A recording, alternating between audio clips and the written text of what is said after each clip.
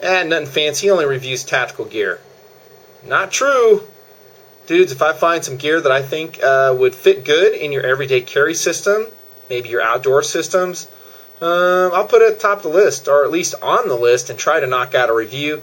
This was just such a knife. This is the excellent Gerber EAB folding utility knife. I do have a review out there on it. If I think about it, I'll put it in annotation right there on the screen. Great little knife.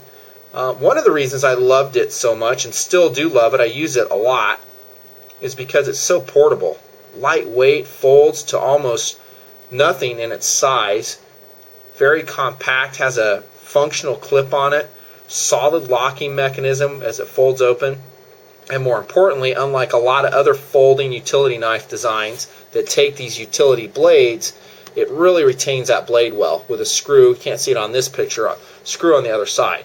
So it's not quick change, but it does retain the blade, and that means you can do some heavy-duty cutting with it. It is a competitor, of course, to the old standby, the Stanley Model 99 utility knife, which pretty much everybody who's breathing in the world should know about, at least the guys out there. That is your standard utility knife. Great knife. Works well, just a little bit on the bulky, a little bit on the heavy side. And you know, Nutnfancy, I'm always digging that lightweight stuff. However, on the EAB review, some guys weighed in and said, well, for heavy-duty cutting, I still prefer the heavier Model 99, and that's a fair point, you know, because it's not the most comfortable and ergonomic handle under load. Now, the point of this review is I found something that competes favorably, I think, with the Gerber EAB knife. This one. And it is almost as light, maybe not quite as compact, but it comes close. Let me clip back in the tripod and I'll show you what I'm talking about. I'll get to the subject of the video here in just a second. Before I do, let me discuss some philosophy like I pretty much always do. And this philosophy will do with EDC versus utility knife blades. I had a TMP subscriber ask me the question, hey, that EAB by Gerber looks like a great knife. Should I make that my EDC blade? Well, I know experienced knife users watching the video will know immediately that that's not a sound decision. But for you newbies, let me explain, according to me, why I think that that's not a great way to go. And again, I want to digress a little bit, but it's interesting. One, an EDC blade, and this is, of course, a cold steel, plain-edged, medium-sized Voyager, wearing the Nutnfancy epoxy modification under the clip and the clip modification, as previously shown on its video. I think I posted it as a response video beneath the review of this knife. Excellent knife with those modifications. Perfectly sized, AUS 8 blade, just a great knife. One of my favorite overall EDC blades, very lightweight. But this knife represents a huge advantage over a utility knife in several cutting tasks. One of them might be food preparation. Has a longer blade you could skin an apple with, slice food up, different stuff like that. Also a thicker blade, a stronger blade, is more capable in leveraged cutting chores, whereas maybe a utility knife would break or snap. They are very brittle blades, and yeah, they're sharp, but they do not hold the strength, obviously, that a good quality made EDC knife like this cold steel represents. So that's just a little aside. I think you should have both. Where I think a utility knife comes into play is when you're faced with a lot of cutting tasks that are repetitious and you are able to have a utility knife with you. When I'm faced with that, I will not thrash my EDC blades. I know a lot of guys will. They're like, nah, they're knives. That's what they're for. Well, for me, it's basically a time-saving issue. If I thrash this knife, and there's plenty of knives I do thrash upon because that's all I have. But let's say this knife, if I go ahead and cut a whole roll of carpet with it, yes, I'm going to dull the blade, and then I'm faced with a somewhat time-consuming sharpening job. No, it's not the end of the world, but all these little tasks add up, and they take time away from my day. So if I can, in my systems, and I'm speaking kind of like tasks or chores around the house, maybe in the farm, or something where I'm close to my tool chest or something, I will generally have a utility knife close at hand. Even that Model 99, the bigger one I showed you. And that's great. for opening boxes, lots of cardboard. Again, I'll try to preserve my EDC blade for tasks where I'm away from the house or away from my duty location, and that's where my EDC blade comes in hand. And guess what? It'll serve the purpose just fine, and I don't mind thrashing it then, because that's all I have.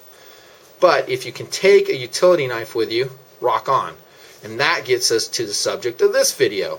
The Model 99 utility blade is great by Stanley, but now, drum roll please, they have a much smaller version, the Model 1016, and that's 10-016, and this is it. It is a shrunk Model 99 utility blade, and some of you guys may have known about this. I just found out about it. How cool is that? Much thinner, much shorter in overall length, and much lighter as well. I really think it's going to give the Gerber EAB a run for its money in the utility knife category with replaceable blades. And yes, guys, I know there's a lot of variations out there. There's folders, there's quick change blades. This is just one of them. I'll speak to a disadvantage here of the design, of course. But I will tell you, first off, for the money, you are not going to beat this compact and very lightweight utility blade. I mean, I told you that the Gerber EAB was what, around 11 bucks, 10 bucks, which I think is a fair price for a folding utility blade holder like that.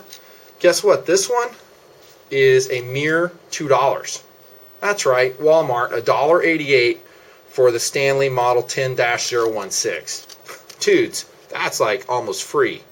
And it's zinc bodied, no new groundbreaking technology here, dudes. You know that. It's the same model, or the same features as a 1099, however, just slimmer and lighter and shorter. And this would probably be a good idea or a good time to roll in my modification of this knife. Get ready to laugh. That's right, I turned this into a tactical box cutter. Bam, there it is. I bought 2 of them. I don't even know why I did it. I was just, I wasn't bored. I'm never bored, but I just wanted to do it. I took this model, took it apart, sanded it, degreased it, and shot it with Brownells AlumaHyde in Coyote Brown. That's pretty cool, huh? This is not Duracoat. This is AlumaHyde. I'm not going to spend Duracoat on a $2 knife. Sorry. Too expensive. But, dude, that makes it look a lot cooler, doesn't it?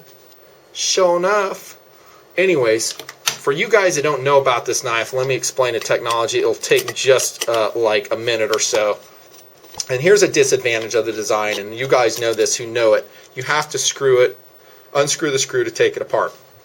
Okay, no groundbreaking news there. And it has that interlocking tip, just like the classic Model 99 has. That makes it a very strong design, by the way. It does not come apart. It can take a lot of hard use. There's the innards of the Model 1016. Yep, just like the 99, no surprises. And you can see Nutnfancy's choice of blades, and that is the bimetal Irwin brand blade. There might be some other brands out there that use the same technology. The Irwin brand blade, which I recommend, uses a spring steel body and then a tool steel edge. That's why they call it bimetal. Therefore, you have a very stress resistant, more stress resistant than a normal 100% tool steel blade, and yet we have a very hardened tool steel cutting edge. Nice. I love them. And I have found indeed these wear longer than regular utility blades. Awesome. But there's the innards on that. The only disadvantage of the 1016 I found that it's, and this might be standard with most of the utility knives, although I haven't seen it with a full size, it has a very stiff mechanism that's going to have to maybe take a little bit of lubrication. So I put just a little bit of break-free CLP right here and in strategic locations in the body. But here's your blade holder, guys, for the newbies. It's in the back here, so it carries spare blades with you, and therein lies a huge benefit of this style of utility blade, where you can do a blade swap out without any sharpening, and next thing you know, you have a razor sharp blade ready for your utility cutting tasks. Yeah, it's a little bit of a disadvantage to have your screwdriver with you at all times, but most of you guys have it already, don't you? Maybe in the form of a Swiss Army knife like this Mechanics version, previously reviewed. Great knife. But there's your Phillips right there. So that really, to me, is not a huge disadvantage. And I'd much rather have a design like this that retains that blade 100% securely. Because when I'm engaged in a heavy-duty cardboard cutting task, I don't want that blade popping out, yo. Just like a lot of those quick change designs can do. Now, Stanley makes a bunch of different models of utility blades. I did notice they have a quick change model that's kind of a quick change version of the Model 99, the larger version of this. Just a thought, you might experiment with that. But again, size and weight to me are critical. Yes, even in this knife, because that means I can have it with me at all times. This also has a lanyard hole in the back. I haven't put a lanyard on it though, because as you can see, both halves are taken apart frequently for blade changes. So I don't want to, fool around with a lanyard. So that's it, man. That's a 1016 utility knife. That one's wearing a cool tactical Coyote Brown color. And one reason, I'll go ahead and tell you, one reason I painted this is to test the paint, because this is going to be a high-use item for me, and I want to test how well this Brownells AlumaHyde wears. And this is as good a vehicle as I can imagine to test it. A Stanley zinc-handled utility knife.